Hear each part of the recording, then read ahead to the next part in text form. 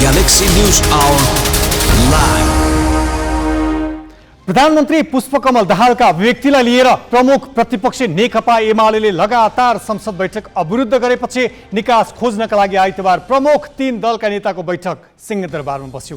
बैठकमा प्रधानमन्त्री दाहालका अलावा कांग्रेस सभापति शेरबहादुर देउवा र एमाले अध्यक्ष केपी शर्मा ओली थिए। त्यहाँ प्रधानमन्त्रीले सदनमा स्पष्टीकरण दिने र एमाले अवरोध नगर्ने सहमति पनि बन्यो।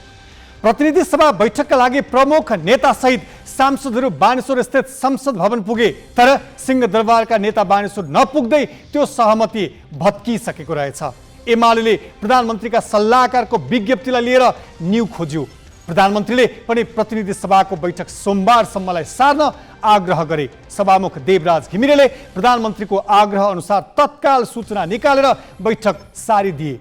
संसदको उही गतिहीनता दोहोरियो। 3 दलका 3 नेता बीच कुरा मिल्दा संसद चल्ने, उनीहरू मध्ये कसैको पनि मुड बिग्रिँदा संसद नै बन्दक बन्नुपर्ने अवस्था आएको यो पहिलो पल्ट होइन। 3 नेताले सहमति गरेपछि सार्वभौम संसदमा सांसदले बोलेका अभिव्यक्ति पनि मेटिन्छन्। यति मात्र होइन, तीनै 3 नेतालाई मन नपरेका विषयमा संसदमा बोल्न प्रतिबन्ध समेत लगाइन्छ। संविधान त संसदमा बोले बापत मुलुकका कुनै पनि अदालतमा प्रश्न उठाउन पाइँदैन। यो सांसदको विशेषाधिकार नै हो, किनभने जनतामा निहित सार्वभौम सत्ताको प्रयोग संसदमा सांसद मार्फत हुन्छ भन्ने मानिन्छ। तर यहाँ त्यो सार्वभौम सत्ता पनि 3 नेताको मुठ्ठीमा कैद गरिएको छ। 3 नेताको सहमति भएपछि त्यो देशको संविधान भन्दा पनि माथि ठहरिन्छ। उनीहरूको सहमति बिना संविधानका बाध्यात्मक व्यवस्था समेत निष्क्रिय हुन्छन्। व्यक्तिको तजबिजमा निहित यस व्यवस्थालाई कसरी संसदीय व्यवस्था र लोकतान्त्रिक प्रणाली भनेर मान्न सकिन्छ, यसबारे अन्य सांसदहरू बोल्नु पर्दैन?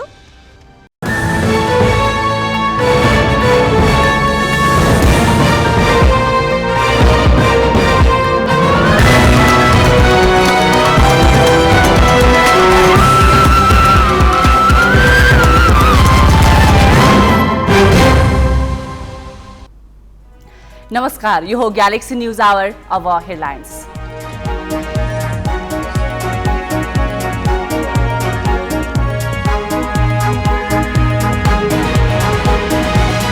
बालुवाटार जग्गा घोटाला प्रकरणमा सञ्चार मन्त्रालयका सचिव राउत र समर्जन कम्पनीका पूर्व प्रमुख घिमिरे पनि सिआइबीको नियन्त्रणमा।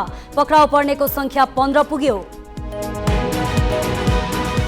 संसद अवरोध खोल्न 3 दलबीच भएको सहमति छिनबारमै तोडियो। प्रधानमन्त्रीको राजीनामाको अडान यथावत रहेको एमालेको भनाई। राष्ट्रपालले उठायो सभामुखको भूमिकामा प्रश्न।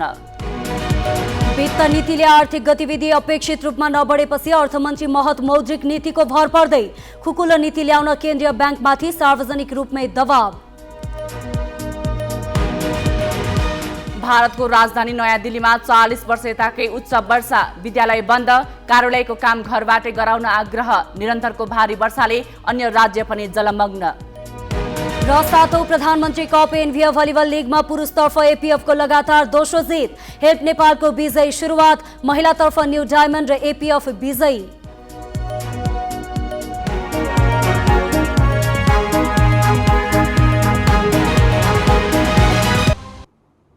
संसदको जारी अवरोध हटाउन भन्दै आइतबार बिहान सिंहदरबारमा प्रमुख 3 दलका शीर्ष नेताहरू छलफलमा जुटे। संसदको गतिरोध अन्त्य गर्न प्रधानमन्त्री पुष्पकमल दाहाल, प्रमुख प्रतिपक्षी नेकपा एमालेका अध्यक्ष केपी शर्मा ओली र नेपाली कांग्रेसका सभापति शेरबहादुर देउवा छलफलमा सहभागी भएका थिए। शीर्ष नेताहरूको छलफलकै कारण दिउँसो 1 बजेका लागि डाकिएको प्रतिनिधि सभा बैठक 2 घण्टा पर सारिएको थियो। छलफलपछि नेताहरूले सहमति भएको र प्रधानमन्त्रीले आफ्नो अभिव्यक्ति सच्याउँदै संसदमा सम्बोधन गर्ने भनेर प्रतिक्रिया दिए। तर सहमतिको उक्त दाबी सिंहदरबारदेखि संसद भवनमा पुग्दा नपुग्दै भङ्ग भयो र प्रतिनिधि सभाको बैठक बस्दै नबसी सोमबारसम्मका लागि स्थगित गरियो। आखिर सिंहदरबारमा 3 नेता बीचको छलफलमा के सहमति भएको थियो अनि किन पछि भाँडियो त? आफूलाई प्रधानमन्त्री बनाउन सरदार प्रीतम सिंह धेरै पटक भारत गएको भनेर अभिव्यक्ति दिएका प्रधानमन्त्री दाहालको राजीनामा मागेर संसद अवरोध गर्दै आएको एमाले त्यस बाहेकका कुनै पनि कुरालाई नस्वीकार्ने बताउँदै आएको थियो। त्यसैले पनि आइतबार बिहान शीर्ष नेताहरू छलफलमा बस्दा पनि सहमति हुनेमा शंका कायमै थियो। तर छलफलपछि बाहिरिने क्रममा एमाले अध्यक्ष ओलीले संसद अवरोध हट्ने संकेत गरे। आज खुल्छ अध्यक्ष संसद पछि त्यहाँ हेर्नु होला नि। होइन तपाईँ भन्दिनु सहमति जुट्यो भन्ने कुरो हो। पछि हेर्नु। ओलीले प्रश्न नभने पनि कांग्रेस र माओवादीका प्रमुख सचेतकहरूले प्रधानमन्त्रीले आफूले बोलेको कुरा सच्याउँदै संसदमा सम्बोधन गर्ने शर्तमा संसद अवरोध हटाउन सहमति भएको प्रतिक्रिया दिए। एमाले भने घुमौरो भाषा प्रयोग गर्यो। उसले राजीनामाबाट पछि हटेको सन्देश नजाओस् भन्नका लागि प्रधानमन्त्रीको सम्बोधन चित्त बुझ्दो भए संसद अवरोध नगर्ने प्रतिक्रिया दिएको थियो। 3 दलको सहमति अनुसार 3 बजे प्रतिनिधि सभाको बैठक चल्ने भनेपछि प्राय सबै सांसद संसद भवन पुगे। तर उनीहरू बानेश्वर पुग्दा नपुग्दै बैठक सोमबारसम्मका लागि स्थगित भएको सूचना टाँसिसकिएको थियो र संसद स्थगित हुनुमा एमाले प्रधानमन्त्रीलाई कारक भनेको छ। प्रधानमन्त्रीले बन्द गराउनु भएको हामीले होइन, हामी माथि गम्भीर आरोपहरू लगाउनु भएको छ, त्यो फिर्ता लिनुभएको छैन। आफूहरूका कारण मिटर ब्याज पीडितका समस्या समाधान गर्न ल्याइएको कानून निष्क्रिय भएको भने प्रधानमन्त्रीको आरोपले जनतामा गलत सन्देश गएको एमालेको बुझाइ छ। त्यसैले एमाले प्रधानमन्त्री दाहालले त्यो अभिव्यक्ति पनि फिर्ता नलिएसम्म सदन अवरोध कायमै राख्ने निर्णय लिएको दावी गरेको छ। यो मिटर ब्याजीको समस्याको अहिलेको जुन जड भनेको र यो समस्यालाई यथावत राख्ने काम भनेको सरकारले गरेको, हामीले होइन। हामी त छिटोभन्दा छिटो यो चाहिँ नि कानुन बनाएर मिटर ब्याजी पीडितहरूलाई न्याय दिनुपर्छ भन्ने पक्षमा छौँ र उहाँले जो कुरा बोल्नु भएको छ त्यसमा कम्तीमा पनि सदनमा आएर उहाँले माफी माग्नुभयो भने र छलफल गर्ने एउटा वातावरण बन्न सक्छ। 3 नेताबीचको छलफलमा प्रधानमन्त्री दाहालले संसदमा माफी माग्दै अभिव्यक्ति फिर्ता लिने सहमति भए पनि अन्तिममा एमाले बोली फेरेको सत्ता पक्षको आरोप छ। छलफलबाट समाधान निकाल्न सकिने भए पनि एमाले राजीनामाकै अडान राखिरहँदा संसद अवरोध खुल्न नसकेको उनीहरूको तर्क छ। बोल्न अधिकार छ भन्दैमा बोल्न जसरी हेक्का पुर्याउने कुरा प्रधानमन्त्रीबाट भएन, त्यसरी नै माग्ने अधिकार छ भन्दैमा 5-5 महिनामा प्रधानमन्त्री बदल्न मिल्ने गरी माग्ने काम पनि, राजीनामा माग्ने काम पनि नेकपा एमालेबाट बेठिक भएको हो। हरेक इभेन्टमा, हरेक घटनामा चाहिँ वास्तवमा राजीनामा दिने हो भने विगतमा त्यत्रो कोरोनाको समस्या लफडा हुँदै गर्दाखेरि स्वास्थ्य सामग्रीमा भ्रष्टाचार भनेर आयो, त्यसबेलै राजीनामा हुन्थ्यो होला होइन। जनताद्वारा निर्वाचित संसदले 5 वर्ष काम गर्ने भनेको बीचमा विघटन भएर त्यहाँ राजीनामा हुन्थ्यो होला। त्यसमा राजीनामा माग्ने कुरोलाई हलुका र सस्तो चाहिँ प्रमुख प्रतिपक्षी दलले बनाउनु हुँदैन। विवेकपूर्ण मुद्दा उठाउँदै गर्दा आवेगपूर्ण समाधान खोज्न खोजेको कुरा प्रतिपक्षी दलको गल्ती थियो। अब समाधानमा पुग्छ। कुनै पनि इस्यु छ भने, कुनै पनि मुद्दा छ भने, कुनै पनि विषय छ भने संसदमा निर्धक राख्नुपर्छ। दलले अब आफ्नो कुरा राख्नुपर्छ र त्यो समस्याको समाधान निकाल्नुपर्छ। संसदलाई बन्द बनाएर, संसदलाई अवरोध गरेर होइन यो समस्याको समाधान हुन्छ। जनताबाट निर्वाचित भएर आएका जनप्रतिनिधिको मतबाट प्रधानमन्त्री बनेका दाहालले सार्वजनिक रूपमा दिएको अभिव्यक्तिलाई लिएर चौतर्फी रूपमा आलोचना भइरहेकै छ।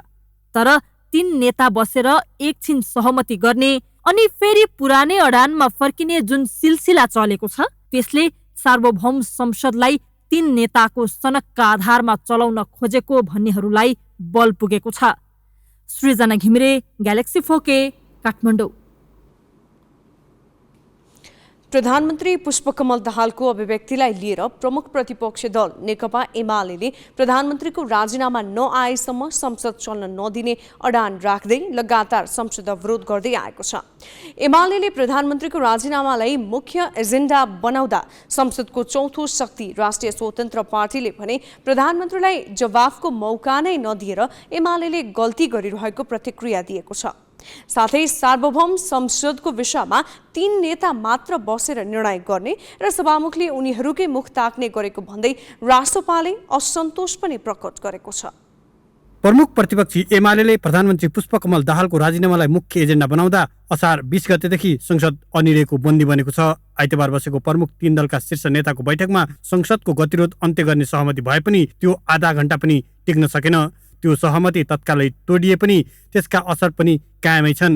जस्तो कि संसदको चौथो ठूलो शक्ति राष्ट्रिय स्वतन्त्र पार्टीलाई पनि त्यही सहमतिले चिड्याएको छ। आफूहरू मात्र बसेर संसदका विषयमा निर्णय लिने प्रमुख 3 दलको रवैयालाई लिएर राष्ट्रपाले संसदमा 3 दलले सिन्डिकेट गरेको आरोप लगाएको छ। संसद बैठकमा सहभागी हुन पुगेका राष्ट्रपा सभापति रवि लामिछानेले एकाएक बैठक स्थगित भएको जानकारी पाएपछि संसद प्रमुख 3 दलको कारण अनिर्णयको बन्दी बनेको भनेर तितो पोखे।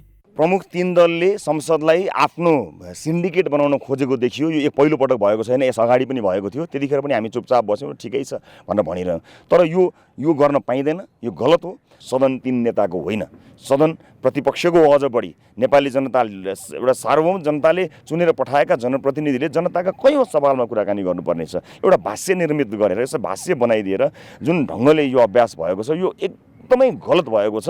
यो गलत विषयवस्तुलाई चाहिँ हामी उजागर गर्न चाहन्थ्यौँ। यो कयौँ विषय म संसदको रोस्ट्रमबाट भन्न चाहन्थेँ, तर सदन नै नचलेपछि त यो त अत्यन्त गलत भएको छ। प्रधानमन्त्रीको अभिव्यक्तिका विषयमा संसदमा जवाफ नै नसुनी एमाले राजीनामा माग्नु पनि गलत भएको रासपाको ठहर छ। उसले संसदलाई प्रभावकारी रूपमा अगाडि बढाउने जिम्मेवारीमा रहेका सभामुख देवराज घिमिरेको भूमिकामा समेत प्रश्न उठाएका छन्।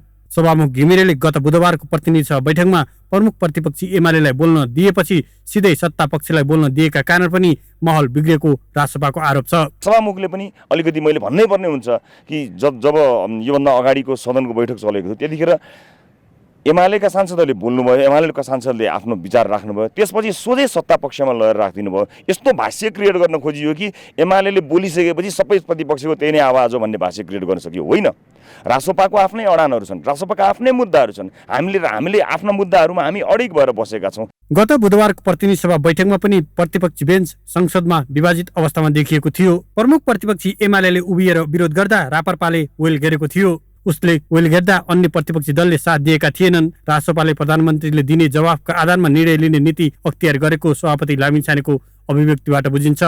क्यामेरामा सबिन महर्जनका साथ उङराज नेउपाने, ग्यालेक्सी फोके, काठमाडौँ। अब न्यूज संक्षेपमा। काठमाडौँ बालुटार स्थित ललिता निवासको जग्गा घोटाला प्रकरणमा सञ्चार मन्त्रालयका सचिव कृष्णबहादुर राउत सहित आज 3 जना पक्राउ परेका छन्। नेपाल प्रहरीको केन्द्रीय अनुसन्धान ब्युरो सीआईबीको टोलीले आज उनलाई काठमाडौँबाट विराटनगर जान लाग्दा विमानस्थलबाट नियन्त्रणमा लिएको हो।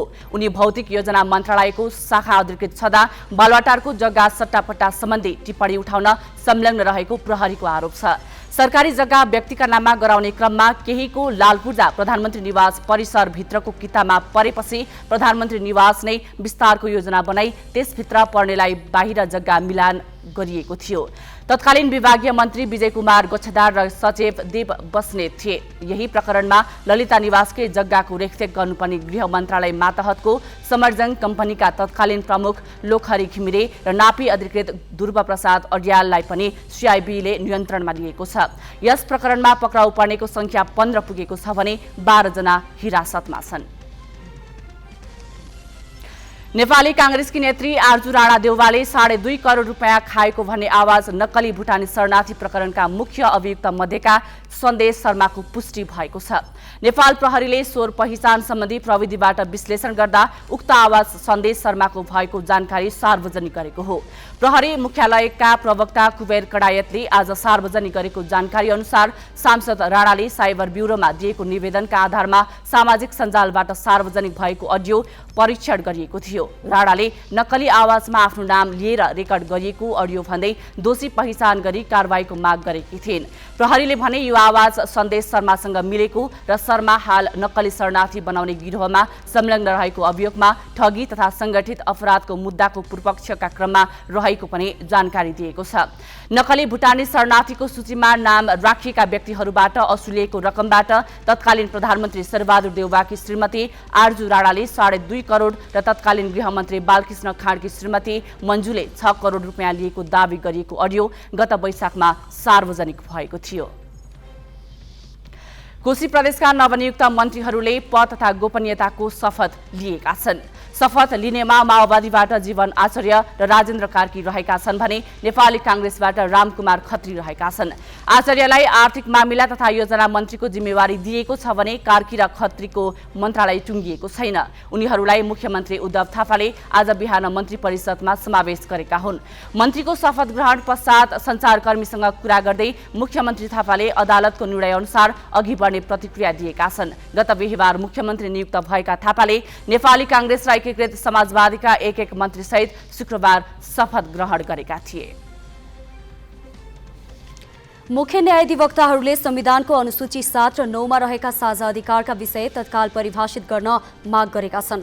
जनकपुरमा भएको मुख्य न्यायाधिवक्ताहरूको चौथो राष्ट्रिय सम्मेलनले 9 बुँदे घोषणापत्र जारी गर्दै संविधानमा रहेका साझा अधिकारसँग सम्बन्धित विषय परिभाषित गरी तीनै तहको अधिकारका सीमा स्पष्ट गर्न माग गरेको हो। सम्मेलनले मुख्य न्यायाधिवक्ताका अधिकार सुनिश्चित गर्न संविधान संशोधनको माग गरेको छ। प्रदेश कानूनमा समावेश भएका र समावेश हुने सजाय सम्बन्धी अनुसन्धान र अभियोजन लगायत काम मुख्य न्यायाधिवक्ताको कार्यालयले गर्ने गरी संविधान संशोधनको माग गरिएको हो। सम्मेलन मार्फत मुख्य न्यायाधिवक्ताहरूले कानूनी व्यवस्था बमोजिमका अधिकार संहिताको मर्म अनुरूप प्रदेशमा एकरूपता कायम गर्ने गरी कार्यान्वयन गर्ने प्रतिबद्धता जाहेर गरेका छन्। सम्मेलनले प्रदेशको भूमिका प्रभावकारी बनाउन भूमिका निर्वाह गर्ने पनि प्रतिबद्धता व्यक्त गरेको छ। सम्मेलनमा कोशी बाहेक 6 प्रदेशका मुख्य न्यायाधिवक्ता सहभागी थिए। काठमाडौँ उपत्यकामा मर्निङ वाकमा हिँडेका महिलाको सुनको सिक्री श्रृङ्खलाबद्ध रूपमा लुटपाट भएको पाइएको छ। काठमाडौँका विभिन्न स्थानमा मर्निङ वाकका क्रममा 8 महिलाको सिक्री लुटिएको काठमाडौँ उपत्यका अपराध अनुसन्धान कार्यालयले बताएको छ। कार्यालयले लुटपाटमा संलग्न रहेको आरोपमा 5 जनालाई पक्राउ गरेको छ। काभ्रेको 5 खालका उमेश छेत्री, रामेछापको लेखुका रबिन दमाई, सुनसरीको धरानका रवि विक र धनकुटाका राहुल माझीलाई पक्राउ गरी आज सार्वजनिक गरिएको छ। उमेशले मोटरसाइकल व्यवस्थापन गर्ने, रविले मोटरसाइकल चलाउने, रविनले सिक्री तान्ने र राहुलले बिक्री गर्ने गरेको प्रहरीको अनुसन्धानबाट खुलेको छ। उनीहरूको समूहले असार 1 देखि 20 सम्म 8 जनाको सिक्री लुटेको प्रहरीको दावी छ। मिटर ब्याजीलाई कारवाही गर्ने व्यवस्था सहितको अध्यादेश निष्क्रिय भएपछि मिटर ब्याज पीडितहरू फेरि सङ्घर्षमा उत्रिएका छन्। पीडितहरूले मिटर ब्याजीलाई कारवाहीको कानूनी व्यवस्था गर्न माग गर्दै आज काठमाडौँमा प्रदर्शन गरेका छन्। उनीहरूले माइती घरदेखि नयाँ बानेश्वरसम्म प्रदर्शन गरेका हुन्। उनीहरूले सहायक प्रमुख जिल्लाधिकारी नेतृत्वको समन्वय समितिले आफूहरूलाई दबाब दिएर जबरजस्ती सहमति पत्रमा हस्ताक्षर गर्न लगाएको गुनासो गरेका छन्। जाँचबुझ आयोगले बनाएको समिति साहुकरको प्रभावमा परेको उनीहरूको आरोप छ। सरकारले मिटर ब्याजलाई अनुचित लेनदेनका रूपमा परिभाषा गर्दै मिटर ब्याजीलाई 7 वर्षसम्म कैद सजायको व्यवस्था सहित वैशाख 20 मा अध्यादेश जारी गरेको थियो। त्यो अध्यादेशलाई प्रतिस्थापन गर्न सरकारले संसदमा विधेयक लगेको थियो। विधेयक अध्यादेश जारी भएको 60 दिनभित्र पारित हुनुपर्नेमा एमालेले प्रधानमन्त्रीको राजीनामा मागेर सदन चल्न नदिएपछि मिटर ब्याज सम्बन्धी कानून बन्न नसकेको हो। राष्ट्रिय सभाले भने पारित गरेको थियो। कानून निर्माणमा अलमलप्रति पीडितहरूले दलहरूप्रति आक्रोश पोखेका छन्। उपप्रधानमन्त्री तथा गृहमन्त्री नारायण काजी श्रेष्ठले पीडितहरूलाई भेटेर मिटर ब्याजीलाई कारवाही हुने गरी कानून निर्माण गर्ने प्रतिबद्धता जनाएका छन्। उनले अध्यादेश निष्क्रिय भए पनि विधेयक संसदमा रहेकाले केही दिनमै पारित गरी दोषीलाई कारवाहीको दायरामा ल्याउने भन्दै पीडितहरूलाई सङ्घर्षका कार्यक्रम रोक्न आग्रह गरे। बाँकी प्रसङ्ग सोनी कार्यालयबाट।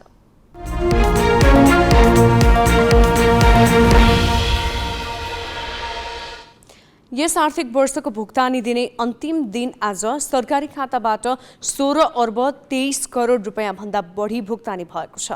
महालेखा नियन्त्रकको कार्यालयका अनुसार पुँजीगत चालु र वित्तीय व्यवस्थापनतर्फ गरी कुल 16 अर्ब 23 करोड 22 लाख रुपियाँ भुक्तानी भएको हो। यही असार महिनामा मात्र सरकारले 1.5 खर्ब भन्दा बढी खर्च गरेको छ। पछिल्लो एक हप्ताको भुक्तानी दर हेर्दा दैनिक 18 अर्ब भन्दा माथि छ। सरकारले चालु आर्थिक वर्षको विनियोजित कुल 17 खर्ब 93 अर्ब 83 करोड 73 लाख रुपियाँ बराबरको बजेटमा 13 खर्ब 33 अर्ब 7 लाख 42 हजार रुपियाँ मात्र खर्च गरेको छ।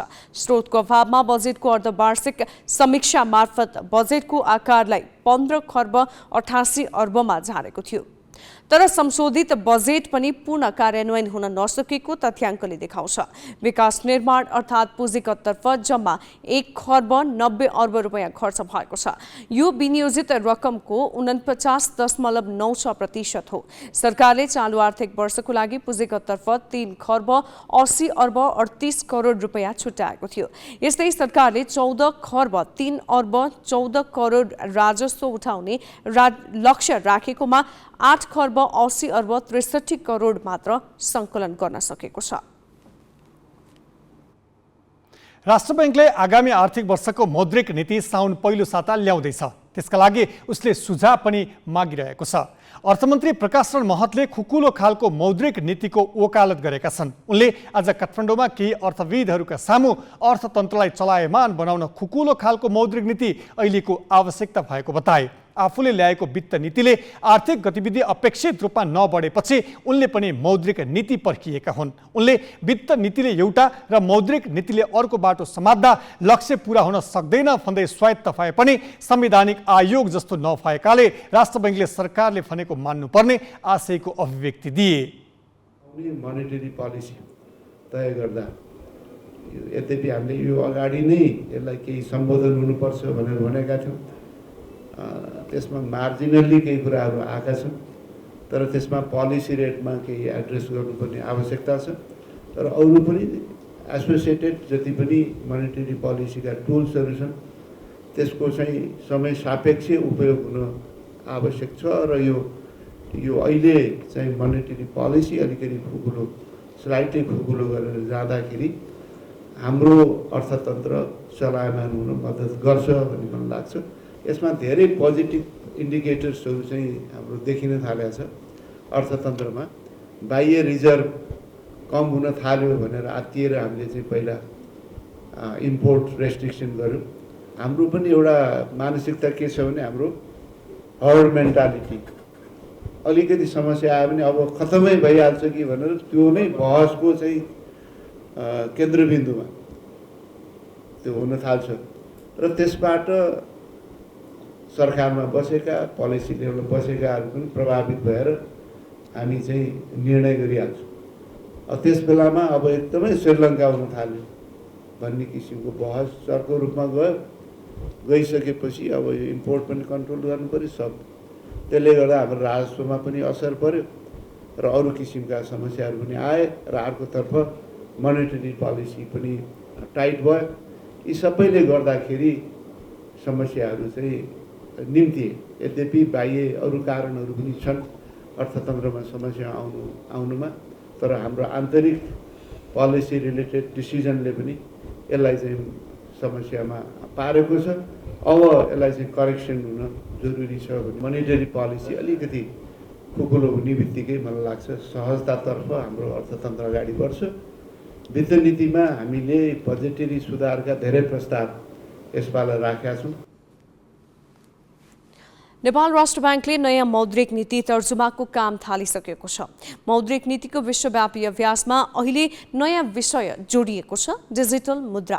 डिजिटल करेन्सी भनिने यस प्रकारको अभौतिक मुद्रा विकास गर्ने लहर संसारभर फैलिएको छ। छिमेकी चीन र भारतले अभौतिक मुद्राको पाइलट परीक्षण सुरु गरिसकेका छन्, तर नेपाललाई त्यो स्थितिमा पुग्न कम्तीमा 1.5 वर्ष लाग्ने राष्ट्र ब्याङ्कका अधिकारीहरूले जनाएका छन्। युरोपेली आयोगले डिजिटल युरो स्थापित गर्न हालै मात्र कानुनी व्यवस्थाहरूको प्रस्ताव गरेको छ। युरोपेली केन्द्रीय बैंकले सन् 2026 देखि खुद्रा कारोबारका लागि पनि नगदसँगै केन्द्रीय बैंक डिजिटल मुद्रा अर्थात् सीबीडीसी समेत उपयोगमा ल्याउने अनुमान गरिएको छ। यसलाई कार्यान्वयनमा ल्याउन कानुनी प्रबन्ध पहिले नै गर्नुपर्ने भएकाले आयोगले निर्देशिकाको खाका प्रस्तुत गरेको हो। युरोपका जर्मनी, फ्रान्स, इटली, स्पेन लगायत 19 देशले साझा मुद्राको रूपमा युरो चलाइरहेका छन्। यसैको अभौतिक स्वरूपमा डिजिटल युरो तयार गर्न लागि हो। अहिले संसारका 130 राष्ट्रहरू आफ्ना मुद्राको डिजिटल भेरिएन्ट तयार पार्न कुनै न कुनै चरणमा छन्। यी मुलुकहरूसँग पृथ्वीको 98% अर्थतन्त्र छ। यी मध्ये झण्डै आधा देशले सीबीडीसीको पाइलट परीक्षण गर्ने अवस्थामा पुगिसकेका छन्। नाइजेरिया लगायत केही देशले डिजिटल मुद्रा प्रयोगमै ल्याउन थालिसकेका छन्। अरू 10 क्यारिबियन मुलुकहरूले पनि सीबीडीसीको विकास गरिसकेका छन्। चीनले पाइलट परीक्षणमै करिब 26 करोड नागरिकको हातमा डिजिटल मुद्रा पुर्याइसकेको छ। 130 देशका आफ्ना राष्ट्रिय मुद्राहरू मात्रै होइन, अहिले संसारभर 12वटा बहुदेशीय अर्थात् सीमापार सीबीडीसी परियोजनामा काम भइरहेको छ। छिमेकी भारतले यसअघि नै पाइलट परीक्षण सुरु गरिसकेको छ। अस्ट्रेलिया, थाइल्यान्ड, दक्षिण कोरिया र रुस जस्ता देशले पनि यो वर्ष पाइलट परीक्षण जारी राख्ने भनेका छन्। सीबीडीसीमा संसारभर नै चासो बढिरहेको छ। भलै नाइजेरिया जस्ता देशले जारी गरेको डिजिटल मुद्राबाट केही निराशाजनक अनुभव बटुल्नु परेको किन नहोस्। सेनेगल र इक्वेडरले भने सीबीडीसी विकास गर्ने प्रयासलाई बिचैमा बन्द गरिदिएका छन्। तर अमेरिका, भारत, ब्रिटेन, ब्राजिल जस्ता देश सीबीडीसीको विकासमा ठूलो मेहनतका साथ लागि परेका छन्। तर नेपालमा यसबारे खासै प्रगति भएको छैन। नेपाल राष्ट्र बैंकका गभर्नर महाप्रसाद अधिकारीले दक्षिण एसियाली मुलुकहरूको सीमापार भुक्तानीमा सहज हुने गरी एक क्षेत्रीय डिजिटल मुद्रा जारी गर्न यसअघि नै प्रस्ताव गरेका थिए। देशभित्रै डिजिटल रुपैयाँको विकास गर्ने कार्यक्रम पनि सँगसँगै अघि बढाइएको छ। तर यी दुवै काममा उल्लेख्य प्रगति भएको छैन। नयाँ आउने मौद्रिक नीतिमा पनि सीबीडीसी बारे खासै रूपान्तरणकारी नीति आउने छाँटकाँट देखिएको छैन। बरु अहिले मुद्रा व्यवस्थापन विभाग अन्तर्गत भइरहेका अध्ययनका कामलाई अब भुक्तानी प्रणाली विभाग अन्तर्गत अलग्गै इकाइ खडा गरेर अघि बढाउने योजना राष्ट्र बैंकले अघि सारेको छ। साउनपछि राष्ट्र बैंकमा इनोभेसन हब भनेर अलग्गै इकाइ स्थापना गर्ने र त्यसैबाट डिजिटल मुद्राका बारेमा नीतिगत र प्राविधिक अध्ययन गर्ने भनिएको छ। नेपालको डिजिटल मुद्राको नाम के हुने र यसको डिजाइन कस्तो हुने भन्ने बारेमा अहिले छलफल सुरु नै भएको छैन। सुरुमा थोक कारोबार मात्रै गर्ने कि खुद्रा कारोबारमा पनि डिजिटल मुद्राको प्रयोग गर्ने भन्ने बारे पनि नेपाल स्पष्ट भइसकेको छैन। राष्ट्र बैंकका अधिकारीहरूले भारत जस्तै पाइलट परीक्षणको चरणमा पुग्न नेपाललाई अझै कम्तीमा पनि 1.5 वर्ष लाग्ने बताइरहेका छन्। Business bureau, Galaxy Phoke, Kathmandu. Share बजार परिसूचक नेप्से 28.38 अङ्कले बढेर 2070 बिन्दुमा पुगेको छ। 13वटै उपसूचक बढेपछि आज नेप्से दोहोरो अङ्कले बढेको हो। होटल तथा पर्यटन उपसूचक सबैभन्दा धेरै 4.63% बढेको छ। त्यस्तै व्यापार उपसूचक 4.1% बढेको छ। आज कारोबारमा आएका मध्ये 168 कम्पनीका लगानीकर्ताले कमाएका छन् भने 50 कम्पनीको शेयर मूल्य घटेको छ, जसमध्ये रावा इनर्जी विकास लिमिटेड र सिटी होटलको शेयर 9% भन्दा बढीले बढेका छन्। बजारमा 3 अर्ब 4 करोड 25 लाख 43 हजार रुपियाँको कारोबार भएको छ। लुटपाटको आरोपमा सुर्खेतको वीरेन्द्रनगर नगरपालिका 3 का अध्यक्ष पक्राउ परेका छन्। उपभोक्ता समितिको 6,50,000 रुपियाँ लुटमा संलग्न रहेको आरोपमा प्रहरीले वडाध्यक्ष विनोद सिंह विष्टलाई पक्राउ गरेको हो। केही दिन अघि खोर्के खोला तटबन्धन उपभोक्ता समितिको 6,50,000 रुपियाँ लुटेको भन्दै प्रहरीमा उजुरी परेको थियो। उक्त उजुरीका आधारमा शुक्रबार पक्राउ परेका सुशील गुरुङ र बलिराज शाहीले जफत गरेको रकमबाट वडाध्यक्ष विष्टलाई 2 लाख दिएको स्वीकारेपछि विष्टलाई पक्राउ गरिएको जिल्ला प्रहरी कार्यालय सुर्खेतले जनाएको छ। वडाध्यक्ष विष्टमाथि थप अनुसन्धान भइरहेको प्रहरीले जनाएको छ।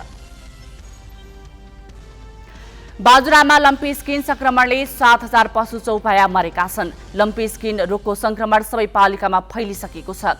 यस रोगबाट 30,000 भन्दा बढी पशु चौपाया संक्रमित छन्। गोरुमा लम्पी स्किन रोगको संक्रमणले किसानले खेत जोत्न समेत पाएका छैनन्, जसका कारण यस वर्ष धेरै क्षेत्रमा समय भइसक्दा पनि रोपाई हुन सकेको छैन। तीव्र रूपमा रोगको संक्रमण फैलिन थालेपछि पशु अस्पतालले स्थानीय सरकारसँगको समन्वयमा जनचेतनाको कार्यक्रम गरिरहेको छ। अस्पतालले किसानलाई घरेलु उपचार विधिबारे जानकारी गराउँदै नियन्त्रणको प्रयास गरिरहेको छ। पूर्व पश्चिम राजमार्ग अन्तर्गत हेटौडा बजार क्षेत्रमा पर्ने सडक विस्तारमा स्थानीयवासीले अवरोध गरेका छन्। सडक विभागले सडक विस्तारको सूचना प्रकाशित गरेपछि घरधनी र व्यवसायीले सडक कार्यालय घेराउ गरी अवरोध गरेका हुन्। सडक ऐन 2031 अनुसार पूर्व पश्चिम राजमार्गको रेखाङ्कन सडकको केन्द्रबाट 25-25 मिटर कायम भएको छ। सोही बमोजिम 8 वर्ष अघि सडक डिभिजन कार्यालय घर टहरा भत्काउन सुरु गरेपछि स्थानीयवासीले सर्वोच्च अदालतमा रिट दायर गरेका थिए। सर्वोच्चले सडक ऐन 2021 अनुसार सडकको केन्द्रबाट 25-25 गज विस्तार गर्ने र सोभन्दा बढी अधिग्रहण गर्नुपर्ने क्षतिपूर्ति दिनुपर्ने फैसला गरेको थियो। सडक डिभिजन कार्यालयले सोही अनुसार सूचना प्रकाशित गरेको थियो। आफूलाई क्षतिपूर्ति व्यवस्थापन नगरी सडक विस्तार गर्न लागि भन्दै उनीहरूले सडक डिभिजन कार्यालयमा धरना दिएका हुन्। सडक डिभिजन कार्यालयले भने अदालतको फैसलालाई कार्यान्वयनमा लगिएको र स्थानीयवासीको मागलाई सम्बन्धित निकायमा पठाउने बताएको छ। भारतको राजधानी नयाँ दिल्लीमा 40 वर्ष यताकै उच्च वर्षा मापन गरिएको छ। दिल्लीमा आज बिहान 8:30 बजे गरिएको मापन अनुसार पछिल्लो 24 घण्टामा 153 मिलिमिटर वर्षा भएको भारतको मौसम विज्ञान विभागले जनाएको छ। यो सन् 1982 पछि जुलाईमा एकै दिनमा भएको सबैभन्दा बढी वर्षा हो। भारी वर्षापछि विद्यालयहरू बन्द गरिएका छन् भने कार्यालयको काम घरबाटै गराउन आग्रह गरिएको छ। निरन्तरको भारी वर्षाका कारण भारतका विभिन्न राज्यका सडक जलमग्न भएका छन्। दक्षिण भारतको केरलाका केही भागमा एक साताभन्दा बढी निरन्तर वर्षा भएको र वर्षाका कारण 11 जनाको मृत्यु भएको छ। त्यस्तै दिल्लीमा घरको छाना खसेर एक 58 वर्षीय महिलाको मृत्यु भएको छ भने राजस्थानमा अविरल वर्षाका कारण 24 घण्टाको अवधिमा 4 जनाको मृत्यु भएको अधिकारीहरूले बताएका छन्। केरलामा 10,000 भन्दा बढीलाई राहत शिविरमा राखिएको छ। उत्तर पश्चिम भारतका अधिकांश भागमा वर्षा जारी रहने मौसम विभागले चेतावनी दिएको छ। विभागले दिल्ली, हरियाणा, हिमाचल, उत्तराखण्ड, राजस्थान, पञ्जाब र जम्मू कश्मीरमा भारी वर्षा हुने पूर्वानुमान गरेको छ। विभागले हिमाचल प्रदेशका 7 जिल्लाका लागि रेड अलर्ट जारी गरेको छ। युक्रेनका राष्ट्रपति भ्लादिमिर जेलेन्स्कीले टर्कीबाट 5 युक्रेनी पूर्व कमान्डरलाई स्वदेश फिर्ता ल्याएपछि रुस थप रुष्ट बनेको छ। युक्रेनले गत वर्ष गरेको बन्दी आदान प्रदान सम्झौताको उल्लङ्घन गरेको रुसको आरोप छ। युक्रेनका कमान्डरलाई रिहा गरेकोमा रुसले टर्कीको पनि निन्दा गरेको छ। क्रेमलिनका प्रवक्ता दिमित्री पेस्कोभले अंकाराले आदान प्रदान सम्झौता अन्तर्गत कमान्डरलाई टर्कीमा राख्ने बाचा गरेको र मस्कोलाई रिहाईबारे जानकारी नगराएको भन्दै आलोचना गरे। पेस्कोभले सम्झौता अनुसार यी कमान्डरहरू युद्ध अन्त्य नभएसम्म टर्कीको भूमिमा रहनुपर्ने बताएका छन्। राष्ट्रपति जेलेन्स्कीले भने टर्कीका राष्ट्रपति एर्दोगानलाई कमान्डरहरूको रिहाई सुरक्षित गर्न मद्दत गरेकोमा धन्यवाद दिएका छन्।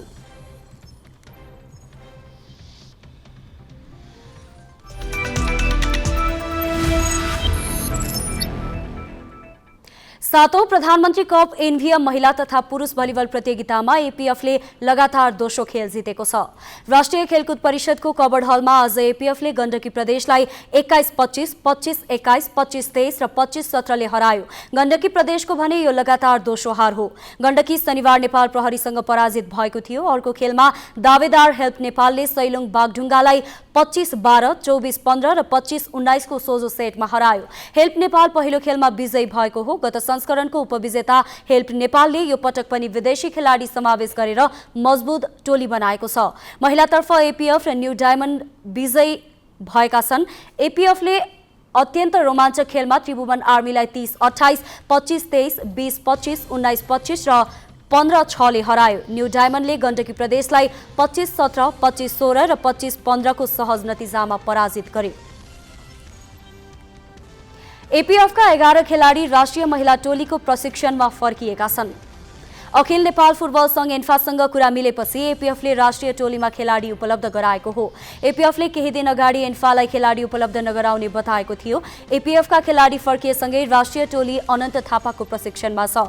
यसअघि खेलाडीलाई एसियाली खेलकुदका लागि बालगोपाल महर्जनले प्रशिक्षण गराएका थिए। विवादका कारण खेलाडी फरक प्रतियोगिताका लागि फरक प्रशिक्षकसँग प्रशिक्षण लिन बाध्य भएका हुन्। विवादका बीच 3 दिनको प्रशिक्षणपछि राष्ट्रिय टोली मंगलबार बंगलादेश प्रस्थान गर्दैछ। नेपालले पहिलो खेल असार 28 र दोस्रो खेल असार 31 गते खेल्नेछ। नेपाललाई साफमा बेहोरेको हारको बदला लिने मौका छ। बंगलादेशबाट फर्केपछि खेलाडीलाई एसियाली खेलकुदका लागि महर्जनले प्रशिक्षण दिनेछन्।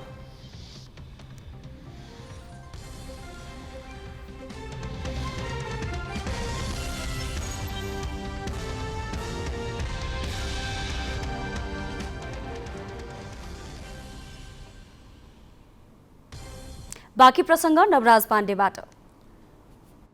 सरकारले हरेक वर्ष कृषि क्षेत्रका लागि ठूलो रकम विनियोजन गर्दै आए पनि त्यसको प्रतिफल सन्तोष गर्न लायक छैन। कृषिबाट राम्रो आम्दानी नहुँदा पेसाबाटै विस्थापित हुने क्रम तीव्र बन्दै गएको छ। तर डडेलधुरामा भने पछिल्लो समय कृषि पेसातर्फ युवाको आकर्षण बढेको छ। आफ्नो उत्पादन र आयमा उनीहरू खुसी पनि छन्। 15 वर्ष भारतमा काम गरेर फर्किएका गन्यापधुरा गाउँपालिका 4 रुमायलका देवराज भट्ट हिजो आज कृषि पेसामा व्यस्त छन्। भट्टले गन्यापधुरामै हरियाली कृषि फार्म खोलेर भैँसी पालनसँगै तरकारी र अन्य खेतीपाती गर्दै आएका छन्। कोरोना कालमा स्वदेश फर्किएका उनी कृषि पेसामा लागेका हुन्। यो अवधिमा उनको उन्नति लोभलाग्दो छ। भारत नफर्कने निदो गरेका उनी यति बेला लेकको बाँझो जमिनमा सुन फलाइरहेका छन्। अनुदान पनि आइरहेको छ, नयाँ होइन, आएको छ, अझै पनि आउला। अनुदान सँगसँगै हाम्रो आफ्नो लोन छ र अझै पनि यसलाई व्यवसाय तरिकाले अझै अगाडि बढाउने हाम्रो चाहिँ लक्ष्य हो। र वार्षिक आम्दानी भन्दाखेरि हाम्रो चाहिँ यो त्यस्तै 10-12 लाख छ अहिले सुरु हुने हो। के फलाउनुहुन्छ? हजुर के फलाउनु? हाम्रो यहाँ फलाउनु भनेको भन्टा, टमाटर, अनि चाहिँ सिमला, काउली, आलु, अहिले मकै पनि लाछौँ, हामीले धान पनि लाछौँ। यहाँ यो नै हो हामीले फलाउने भनेको। मसँग त्यो सँगसँगै 12वटा भैँसी पनि छन्, अनि बाख्रा पनि सुरु गरेछौँ। बाख्रा पालन पनि भर्खर पनि सुरु गरेका छौँ अहिले। बाँझो खेत पनि हरियाली बन्ला भनेर गन्याबधुरा 4 का सहदेव भट्टलाई विश्वास नै थिएन। तर जोखिम मोलेरै भए पनि उनी करिब 50 रोपनी बाँझो जमिन भाडामा लिएर तरकारी खेतीमा लागेका हुन्। सहदेवले पनि 2 वर्ष अघि कृषि फार्म दर्ता गरेर व्यावसायिक कृषि कर्म थालेका हुन्। मैले सुरु गरेको लगभग 2 वर्ष जति भयो। ठिकै छ, यसबाट वार्षिक 10 लाख जति उत्पादन हुन्छ। लगानी कति भयो यहाँहरूको? लगानी मेरो आफ्नो सो लगानी 20 लाख जति लगाएको छ अहिलेसम्म। अहिले गाउँमा सहदेव र देवराज जस्तै 100 बढी स्थानीय व्यावसायिक कृषिमा जोडिएका छन्। यस क्षेत्रका कृषकका घर अगाडि प्रशस्त टनेल देख्न सकिन्छ। निर्वाहमुखी कृषि कर्म गर्दै आएका किसान पछिल्लो समय मुख्यमन्त्री नमुना कृषि गाउँ कार्यक्रम मार्फत थप व्यावसायिक र प्रविधि मैत्री कृषि अँगाल्नेतर्फ लागेका हुन्। गाउँघरमा ज्ञान, सिप, गुणस्तरीय बिउ बिजन र सिँचाइको कमीमा निर्वाहमुखी कृषि गर्दै आएका किसानको बारीमा अहिले उन्नत जातका विभिन्न कृषि उपज उत्पादन हुन थालेका छन्। 15 देखि 20 वटा टनेलहरू पनि बनाएको थियौँ। 5 वटा क्लस्टर, एउटा चाहिँ यही क्लस्टर यहाँको समूहलाई समेटेका छौँ। अगाडिपट्टि पनि त्यहाँ लाभग्राहीहरू छन्। त्यसै गरी हामीले मेड्डीमा पनि एउटा ठुलो सिँचाइ पोखरी निर्माण गरेका थियौँ।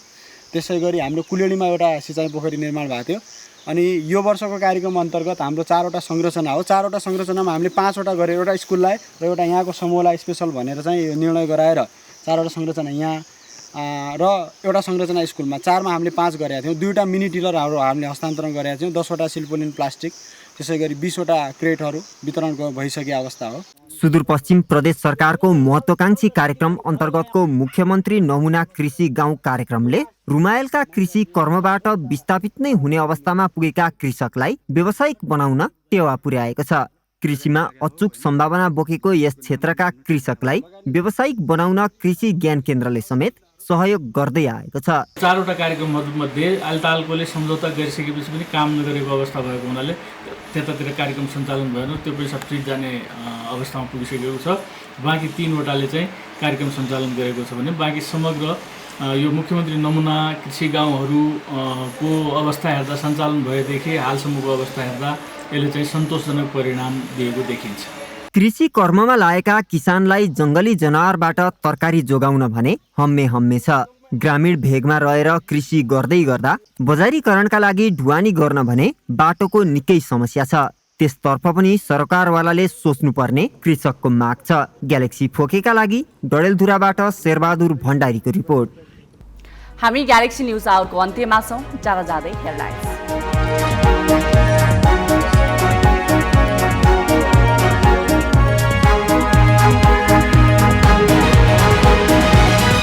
बालुवाटार जग्गा घोटाला प्रकरणमा सञ्चार मन्त्रालयका सचिव राउत र समर्जन कम्पनीका पूर्व प्रमुख घिमिरे पनि सिआइबीको नियन्त्रणमा। पक्राउ पर्नेको संख्या 15 पुग्यो। संसद अवरोध खोल्न 3 दलबीच भएको सहमति छिनबारमै तोडियो। प्रधानमन्त्रीको राजीनामा कडान यथावत रहेको एमालेको भनाई। रासपाले उठायो सभामुखको भूमिकामा प्रश्न। वित्त नीतिले आर्थिक गतिविधि अपेक्षित रूपमा नबढेपछि अर्थमन्त्री महत मौद्रिक नीतिको भर पर्दै खुकुलो नीति ल्याउन केन्द्रीय ब्याङ्कमाथि सार्वजनिक रूपमै दबाव। भारतको राजधानी नयाँ दिल्लीमा 40 वर्ष यताकै उच्च वर्षा। विद्यालय बन्द, कार्यालयको काम घरबाटै गराउन आग्रह। निरन्तरको भारी वर्षाले अन्य राज्य पनि जलमग्न। र 7औं प्रधानमन्त्री कप एनभिए भलिबल लिगमा पुरुषतर्फ एपीएफको लगातार दोस्रो जित। हेल्प नेपालको विजयी सुरुवात। महिलातर्फ न्यू डायमन्ड र एपीएफ विजयी।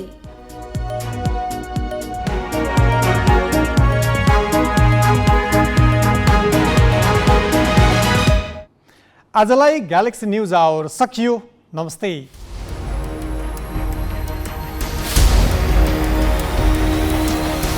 This is Galaxy News Hour live.